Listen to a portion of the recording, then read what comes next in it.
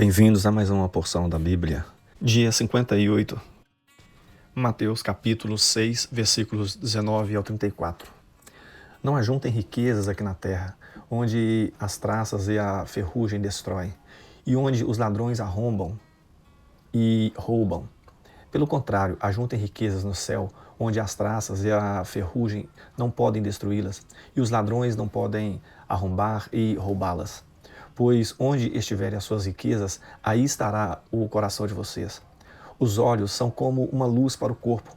Quando os olhos de vocês são bons, todo o seu corpo fica cheio de luz.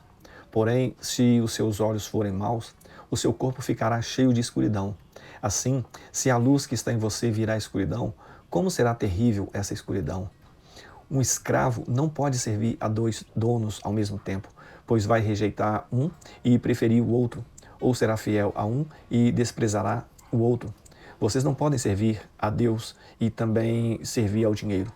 Por isso eu digo a vocês, não se preocupem com a comida e com a bebida que precisam para viver, nem com a roupa que precisam para se vestir. Afinal, será que a vida não é mais importante do que a comida? E será que o corpo não é mais importante do que as roupas? Vejam os passarinhos que voam pelo céu. Eles não semeiam, não colhem, nem guardam comida em depósitos. No entanto, o Pai de vocês, que está no céu, dá de comer a eles. Será que vocês não valem muito mais do que os passarinhos? E nenhum de vocês pode encompridar a sua vida, por mais que se preocupe com isso. E por que vocês se preocupam com roupas? Vejam como crescem as flores do campo. Elas não trabalham, nem fazem roupas para si mesmas. Mas eu afirmo a vocês que nem mesmo Salomão, sendo tão rico, usava roupas tão bonitas como essas flores. É Deus quem veste a erva do campo que hoje dá flor e amanhã desaparece, queimada no forno. Então é claro que Ele vestirá também vocês, que têm uma fé tão pequena. Portanto, não fiquem preocupados perguntando: onde é que vamos arranjar comida? Ou onde é que vamos arranjar bebida? Ou onde é que vamos arranjar roupas? Pois os pagãos é que estão sempre procurando essas coisas. O Pai de vocês que está no céu sabe que vocês precisam de tudo isso. Portanto, ponham em primeiro lugar na sua vida o reino de Deus e aquilo que Deus quer, e Ele lhes dará todas essas coisas. Por isso, não fiquem preocupados com o dia de amanhã, pois o dia de amanhã trará suas próprias preocupações. Para cada dia, basta as suas próprias dificuldades. Êxodo capítulo 35. Moisés reuniu todo o povo de Israel e lhe disse: é isto que o Senhor mandou vocês fazerem. Vocês têm 6 dias para trabalhar, porém o 7º dia deve ser sagrado, um dia solene dedicado ao Senhor. Qualquer pessoa que fizer algum trabalho nesse dia deverá ser morta. No sábado, nem mesmo acendam fogo nas suas casas.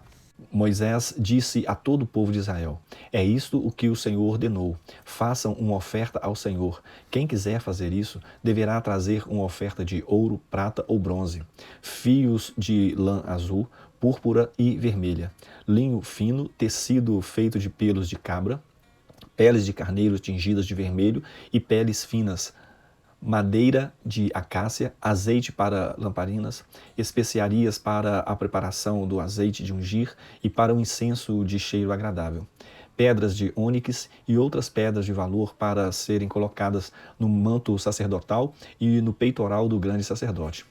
Todos os homens habilidosos deverão vir e fazer tudo que o Senhor mandou.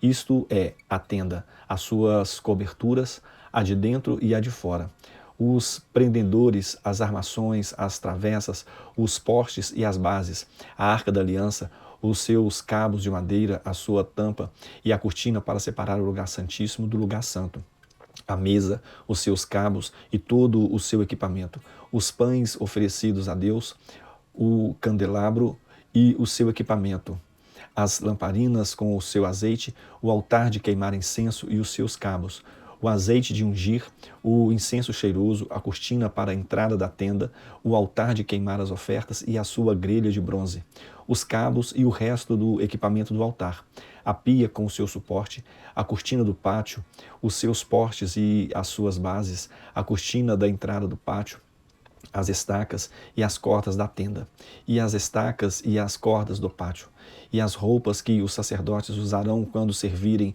no lugar santo, isto é, as roupas sagradas de Arão e dos seus filhos. Então o povo de Israel foi para casa, e todos os que de fato queriam voltaram trazendo uma oferta para o Senhor, a fim de que a tenda da presença de Deus, o Senhor, fosse construída. Eles trouxeram tudo o que era necessário para a adoração e para fazer as roupas dos sacerdotes. Vieram homens e mulheres, todos com muito boa vontade, e trouxeram fivelas, brincos, anéis, pulseiras e todo tipo de objetos de ouro. E essas ofertas foram dedicadas ao Senhor. E também trouxeram como oferta linho fino, fios de lã azul, púrpuras e vermelha, tecidos feitos de pelos de cabra, peles de carneiro tingidas de vermelho e peles finas. Todos os que podiam dar trouxeram prata e bronze como oferta ao Senhor, e também os que tinham madeira de acácia que podiam ser usada para qualquer trabalho. Todas as mulheres habilidosas trouxeram o que haviam feito, fios de linho fino e fios de lã azul, púrpura e vermelha. Elas também fizeram tecidos e pelos de cabra. Os líderes trouxeram pedras de ônix e outras pedras de valor para serem colocadas no manto sacerdotal e no peitoral do grande sacerdote. E trouxeram também especiarias e o azeite para as lamparinas, para ungir e para o incenso cheiroso. Todos os israelitas trouxeram de muito boa vontade as suas ofertas a Deus, o Senhor, para o trabalho que ele, por meio de Moisés, havia ordenado que fosse feito. Moisés disse ao povo de Israel: O Senhor Deus escolheu Bezalel, filho de Uri e neto de Ur, da tribo de Judá. Deus o encheu com espírito e lhe deu inteligência, competência e habilidade para fazer todo tipo de trabalho artístico, para fazer desenhos e trabalhar em ouro, prata e bronze, para lapidar e montar pedras preciosas, para entalhar madeira e para fazer todo tipo de artesanato. O Senhor deu a Bezalel e a Aholiabe, filho de Aizamaque, da tribo de Dan, o dom de ensinar os outros. Ele lhes deu habilidade para fazer todos os trabalhos de gravador e de desenhista, para tecerem linho fino e fios de lã azul, púrpura e vermelha, e para fazerem outros tecidos. Eles têm habilidade para todo tipo de trabalho e para fazer desenhos. Êxodo, capítulo 36. Bezalel, Aholiabe e todos os outros homens a quem o Senhor deu habilidade e inteligência e que conhecem tudo o que é preciso para construir a tenda sagrada, deverão fazer tudo como o Senhor ordenou. Moisés chamou Bezalel, Aholiabe e todos os outros homens a quem o Senhor tinha dado habilidade e que tinha boa vontade para ajudar, e disse-lhes que começassem a trabalhar. Eles receberam de Moisés as ofertas que os israelitas haviam trazido para construir a tenda sagrada. E todas as manhãs o povo de Israel continuava a trazer a Moisés as suas ofertas. Então os artesãos que estavam fazendo o trabalho foram falar com Moisés. Eles disseram o seguinte: o povo está trazendo muito mais do que é necessário para o trabalho que o Senhor mandou fazer. Então Moisés ordenou que em todo o acampamento ninguém mais trouxesse ofertas para a tenda sagrada. E assim o povo não trouxe mais nada, pois o material que tinha ajuntado era suficiente para todo o trabalho que devia ser feito e ainda sobrava. E assim os homens mais habilidosos entre os trabalhadores fizeram a tenda da presença do Senhor. Eles a fizeram com 10 cortinas de tecido feito de linho fino e de fios de lã azul, púrpura e vermelha. Nessas cortinas estavam bordadas figuras de querubins. Todas as cortinas eram do mesmo tamanho, medindo 12,5 metros de comprimento por 1,80 metros de largura. Eles costuraram 5 delas umas nas outras, formando assim uma só peça, e fizeram a mesma coisa com as outras 5. Foram colocadas laçadas de tecido azul na beirada de fora da última cortina de cada uma das 2 peças de cortinas. Puseram 50 laçadas na beira da primeira cortina da primeira peça e 50 na beira da última cortina da segunda peça, de modo que as laçadas ficaram na frente uma das outras. Os 2 jogos de cortina foram presos um no outro por meio de 50 prendedores de ouro, de modo que formavam uma só peça. De 11 pedaços de pano feito de pelos de cabra, fizeram uma cobertura para a tenda, e fizeram todos os pedaços do mesmo tamanho, isto é, todos tinham 13 metros e 30 de comprimento por 1,80 de largura. Costuraram 5 pedaços uns nos outros, formando uma peça, e outros 6, formando outra peça. Foram colocadas 50 laçadas na beira do último pedaço da primeira peça e 50 laçadas na beira da outra peça. Depois fizeram 50 prendedores de bronze para prenderem as 2 peças uma na outra, a fim de que formassem uma cobertura só. Fizeram mais uma cobertura de peles de carneiro tingidas de vermelho, e em cima desta colocaram outra cobertura, feita de peles finas. Prepararam também armações de madeira de acácia, a fim de formarem as paredes da tenda.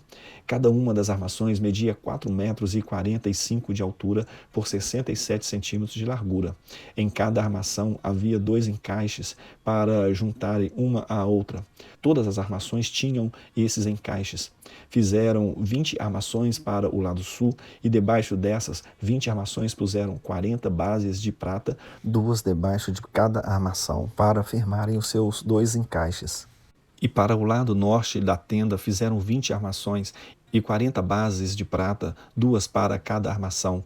Para o lado de trás da tenda, o lado oeste, fizeram 6 armações e mais 2 armações para os cantos. Essas armações dos cantos foram juntadas na base, formando uma só peça até a primeira argola que ficava na parte de cima. As 2 armações que formavam os 2 cantos foram colocadas desse jeito.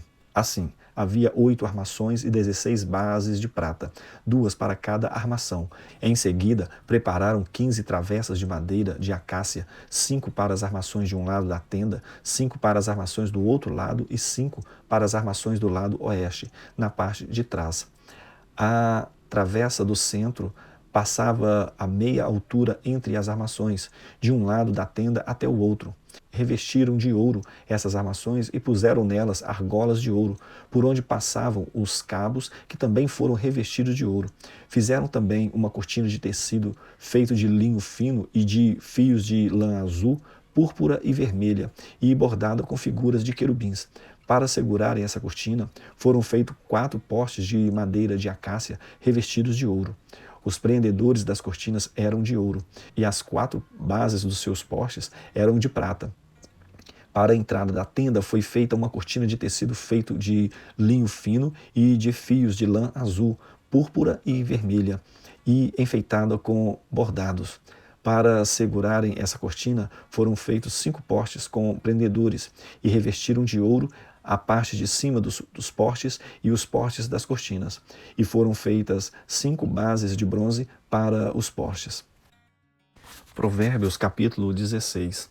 As pessoas podem fazer seus planos, porém é o Senhor Deus quem dá a última palavra. Você pode pensar que tudo o que faz é certo, mas o Senhor julga as suas intenções. Peça a Deus que abençoe os seus planos e eles darão certo. O Senhor fez tudo para certos fins, e o fim dos maus é a desgraça. O Senhor detesta todos os orgulhosos. Eles não escaparão do castigo, de jeito nenhum. Quem é bom e fiel recebe o perdão do seu pecado, e quem teme o Senhor escapa do mal. Se a nossa maneira de viver agrada a Deus, Ele transforma os nossos inimigos em amigos. Ser honesto e ter pouco é melhor do que ter muito lucro com desonestidade. A pessoa faz os seus planos, mas quem dirige a sua vida é Deus, o Senhor. O rei fala com autoridade divina. Ele não erra nos seus julgamentos. O Senhor fez os pesos e as medidas, por isso quer que sejam usados com honestidade.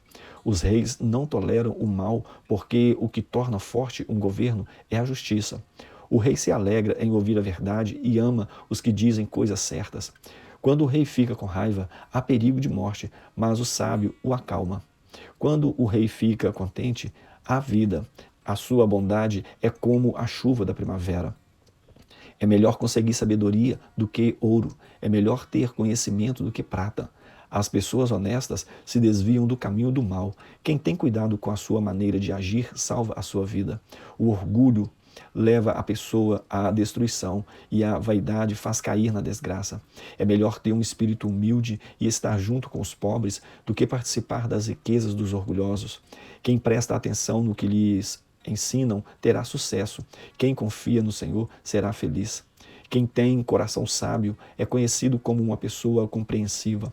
Quanto mais agradáveis são as suas palavras, mais você consegue convencer os outros. A sabedoria é uma fonte de vida para os sábios, mas os tolos só aprendem tolices. O homem sábio pensa antes de falar, por isso o que ele diz convence mais. As palavras bondosas são como o mel, doces para o paladar e boas para a saúde. Há caminhos que parecem certos, mas podem acabar levando para a morte. O apetite faz o homem trabalhar com vontade, pois ele trabalha para matar a fome. Os maus procuram meios de fazer o mal. Até as suas palavras queimam como fogo.